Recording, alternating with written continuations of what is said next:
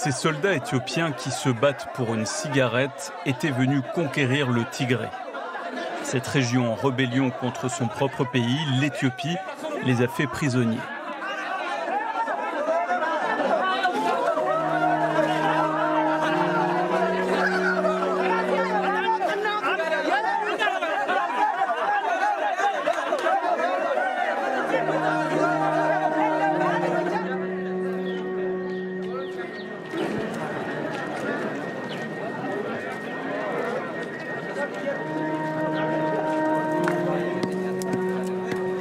Ils sont pas moins de 6000 venus des 4 coins de l'Éthiopie. Des hommes surtout, des femmes soldats aussi, en majorité chrétiens. Un condensé de l'armée fédérale réuni dans ce pénitencier de Mekele, la capitale régionale.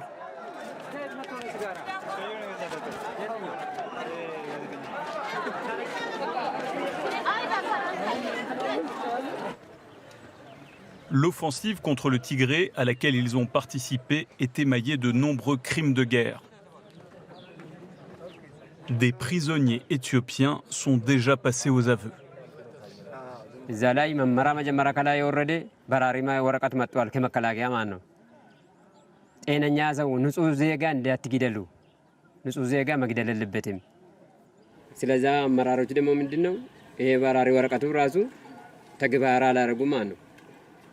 ያገኛን ግደሉ ነው ያገኛን ግደሉ ያገኛን ጨፍጨፉ ያገኛችሁን ቤት ያቃጠላችሁ ሂዱ ብሎ መመሪያ ያወረደ ነበር ማሰር ሳይሆን መንበርከክ ሳይሆን ዝም ብሎ ከቤት አውጥቶ መግደል ባር ፊት ለፊት አውጥቶ ማለት ነው 3 ሰዎች እንዲያስገደልኩ ማለት ነው የራሴ ደግሞ 2 ሰው እንዲያስገደልኩ እንደገደልኩ የራሴ ማለት ነው Parmi les massacres perpétrés au Tigré, il en est un qui a marqué les esprits. À Maïbéré-Dégo, village au centre du Tigré, en janvier 2021, la 25e division de l'armée éthiopienne a procédé à une rafle de villageois.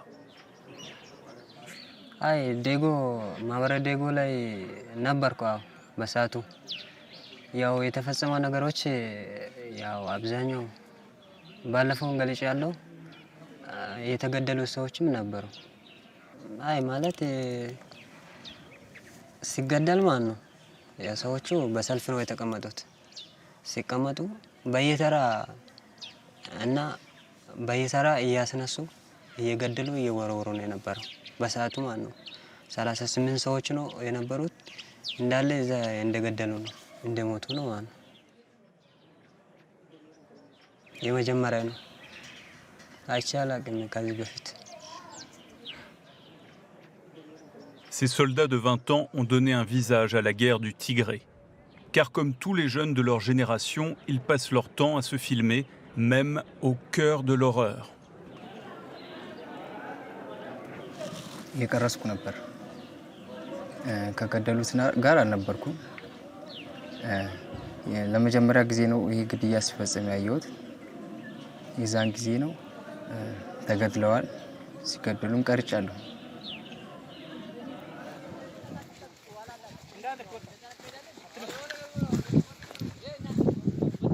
Celui que ses frères d'armes appellent Fafi n'a pas fait que filmer. Il commente aussi en direct le massacre de Maïbéré-Dégo.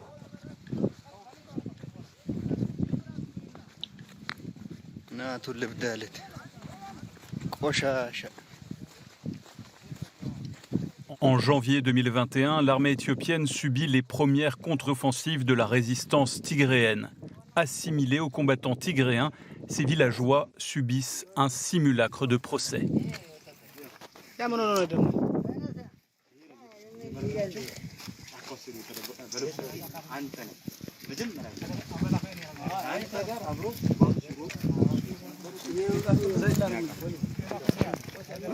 Accusés d'avoir participé à une embuscade contre l'armée éthiopienne, les militaires les mènent au bord de la falaise.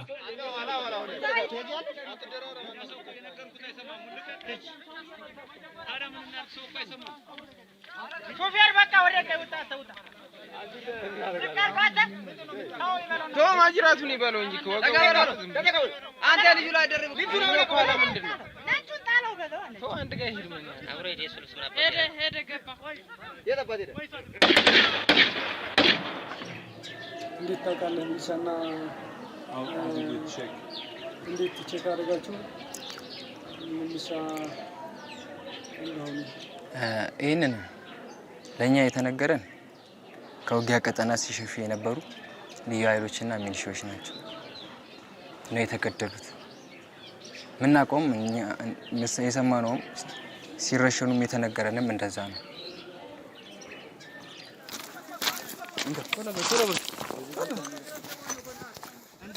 እንግዲህ አንተ እንደምታዩት ያው የወያኔ ሬሳ ነው፣ ዘረጋግፈነዋል። በቃ À l'arrière-plan, des femmes soldats éthiopiennes. Ordre a été donné qu'elles fassent partie du peloton d'exécution. Côté caméra, le jeune Fafi s'agite et parle à ses sœurs d'armes comme s'il était leur supérieur.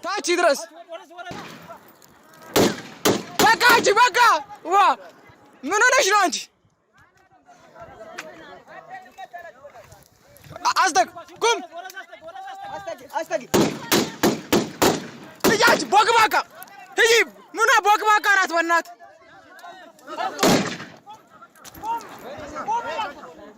አስለስተ በለው እናቱ ልብደት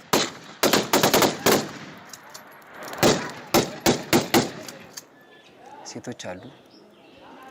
እነሱም በዚህ ግድያ ላይ እንዲደፋፈሩና ድፍረት እንዲኖራቸው እነሱ እንዲገሉ ተደርገዋል። በኮሎኔል ተስፋዬ አማካኝነት የ5ኛ አንደኛ ብርጌድ አዛዥ የነበረ በሱ አማካኝነት እንዲገድሉ መምሪያ ወርዶ ሴቶች ገድለዋል። ያ ያልሞተው ያ ግዳሉ ሹተው አንተ ወይኔ ልምጣ እንዴ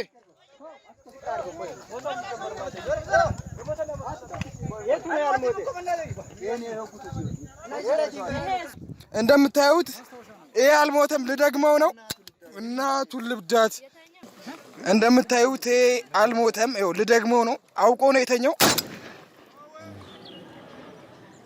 የጦር ወንጀለኛ ተብሎ በእኔ ላይ ማንም ሰው እንትን ወይ ወንጀለኛ ተብዬ እንትን ያልኩት ነገር የለም።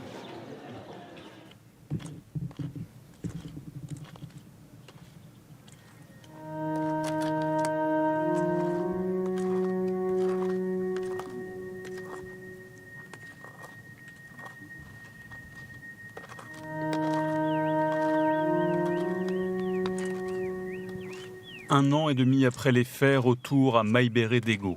Pour les familles de victimes, aucun doute, les militaires éthiopiens ont tué des innocents.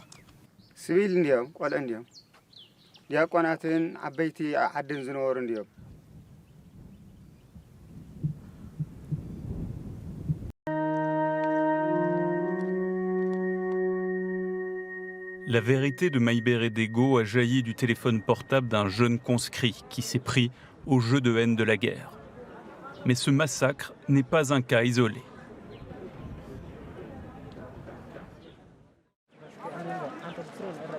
Victimes mais vainqueurs sur leur terre, les Tigréens ont la lourde charge de débusquer leurs bourreaux. Pour les trouver, ils organisent tous les jours des confrontations entre soldats des mêmes unités. Ce jour-là, c'est un autre massacre dont il est question. በዳሳናሱ በቃ እጅ ስላለባቸው ለጥቂ እንዳላቸው የታወቀ ጧት ነው። ይሄ ድል በኋላ ለምን ነው ራስን ተናገሩ ማለት። ስለዚህ ያለው ነገር ግድያው ላይ ከነበር ካንተ ጋር የነበረ ማን ነው?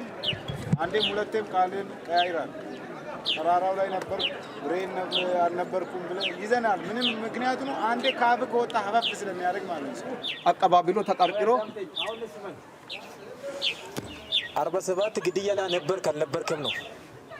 እኔ ባይኖርም አሁን ነበርኩ። Des prisonniers de guerre sont désignés pour prendre les notes et mener les débats. Objectif, faire avouer leurs frères d'armes qui ont du sang sur les mains.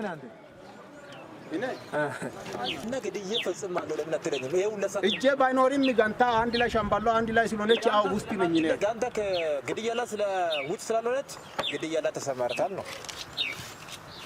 47 ሰው ገደለው አንዱ አንተ ነህ። እኔም መስቀመጥ ፈልጎ ምትክል ጋንተ ማረ ነው ብሏል። ምትክል ጋንተ ማረ ነው እንዴት ነው ገዳይ ሰዎች አሁን ወንጀለኛ መሆን ያልቀረም መታሰር አይቀርም። ምክንያቱም ፍንጩ ስለተገኘ ማለት ነው። ስለዚህ ካንተ ጋር የነበሩ ሰዎች እከለ ነበሩ ይሄ ነገር ፈጽመናል በሚል ደረጃ ላይ ነው መሄድ አለበት። ነገ ይሄን ነገር እውነት የተናገርከው ነገር እውነት ነው የሚያወጣ ስትፈጽም በራስ ጊዜ ሳይሆን ያደረከው ትእዛዝ ስለወረደልህ አድርገሃል ወታደር ስለነበር። ስለዚህ የነበረው ነገር Pour les prisonniers dont le rôle est mineur, une sortie est envisageable. 4000 soldats éthiopiens ont déjà été relâchés. Les coupables désignés attendront en prison avant d'être jugés devant un tribunal. Seul espoir pour les familles d'innocents assassinés d'obtenir justice.